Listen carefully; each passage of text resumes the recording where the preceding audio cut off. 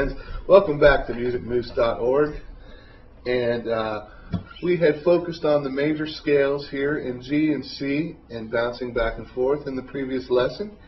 And we hope you learned a lot of good stuff there, and you're starting to get your technique and changing chords and getting the linear shape of the scale down and the first position chord shape of the scale down. Now we did G and C, so we're gonna go up to D again.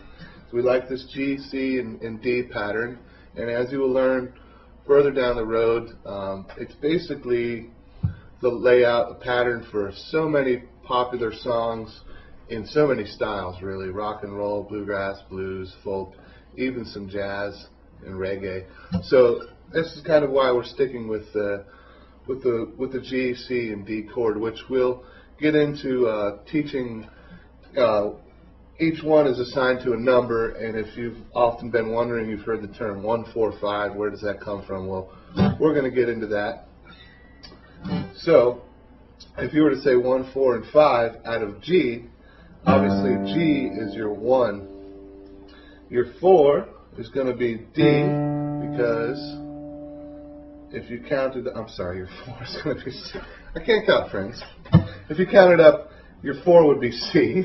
So if I went 1, 2, 3, 4, there's the C, okay? And if I went up to the 5, there's the D. Pretty simple, and like I said, so many progressions are based out of this format. So we're going to go to the D major scale now without trying to make that too confusing. We're going to emphasize more on this 1, 4, 5 pattern and what you can do out of it in the future here. So, just like with the G and C scale, we showed you a linear form first, going down the neck. So, once again, the beauty of the patterns of scales on guitar, the pattern is not going to change, the spacing and whatnot. So, just like with the C starting on the 5th string on the 3rd fret, we had C, linear, major scale. Okay, if I took that C up 2 frets to the D, the pattern is going to stay the same. Obviously, it's not on the 3rd, 5th, and 7th fret, but it jumped up a whole step, and now it's on the 7th, or the 5th, 7th, and 9th. There goes my counting again. Okay, so here we go, starting with the D note.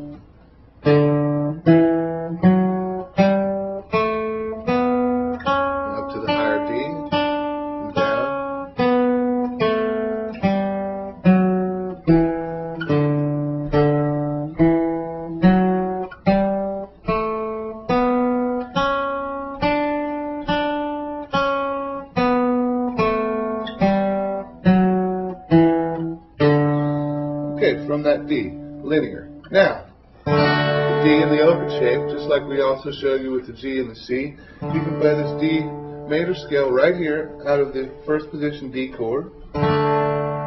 So, D, F sharp, G, A, B, C sharp, D, and down.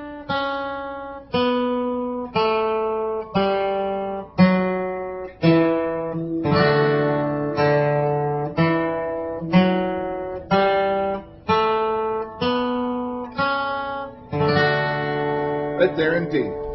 Not too difficult. So, now we've got the G, C, and D major scales down linear and in the open first position. So what I would like to try now, actually, would be a small arpeggio off of each chord shape. And arpeggio meaning you're going to take the order of the 8 notes of a chord. When you want to arpeggiate over that major scale, it basically means playing a few notes out of the scale in a different order, perhaps, or even the same order, maybe just playing half the scale, or what have you. So an example of that, right out of G,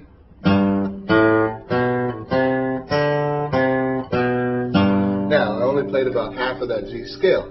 Well, why did I do that? Because I'm going to show you this little exercise from G to C and G to D, where we're going to arpeggiate off of each root note, play 3 or 4 notes, and go to the next, come back down and go to the next chord. So Pretty simple, right here in G and C and G and D.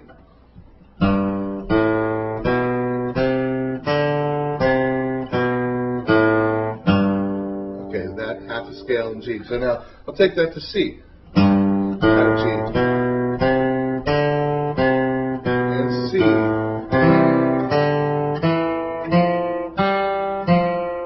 And G.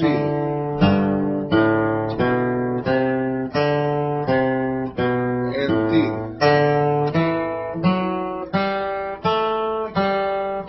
And G.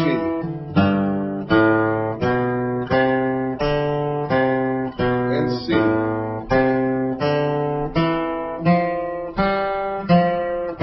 And G. D. G. Of course, I changed that last pattern a little bit, and that might throw you for a little bit of a loop, but just wanted to give you an example of bouncing back and forth between chord shapes and arpeggiating a little bit. So if you were to play that particular rhythm, 1 and 2, 3, and C, and G, and D. Now if I was to do that arpeggiating pattern, C,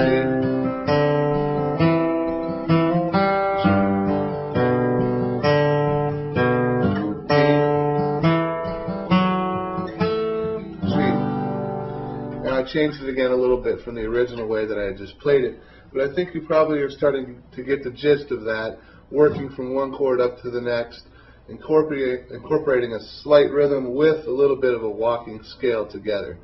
And of course, in the next lesson, I think we'll get even a little bit more in depth in that concept. And thank you for joining us on that, friends. I hope that's been explanatory and will work for you. And we'll see you again in the next lesson, hopefully. Thanks for stopping in, friends, at musicmoose.org.